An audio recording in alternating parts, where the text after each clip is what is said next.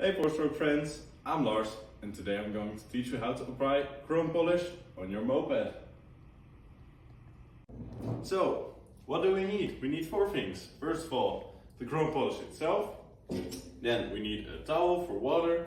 We need a bit of a dirty or able to be dirty piece of microfiber cloth and a clean microfiber cloth.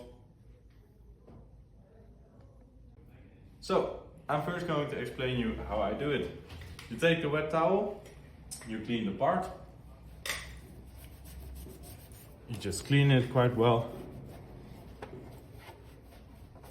At least so that the surface dirt is gone. And with the dry end of the towel, you go on it to dry it off. So, now you take your microfiber and chrome polish. You put a bit of chrome polish on there.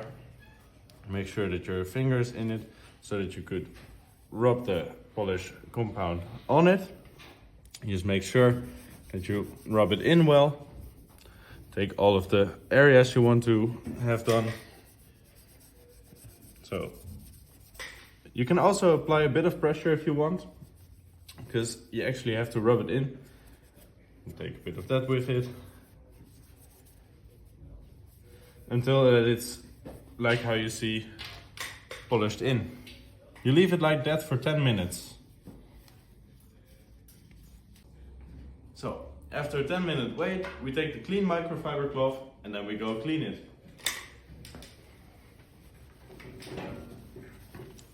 Make sure to get every part of it out quite well.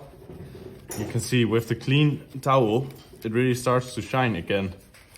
And that's why you use a clean microfiber cloth. As you can see, it also gets a lot of dirt on it. It's all the work of the polish. Take the most parts off. You can of course go as detailed as you want in it.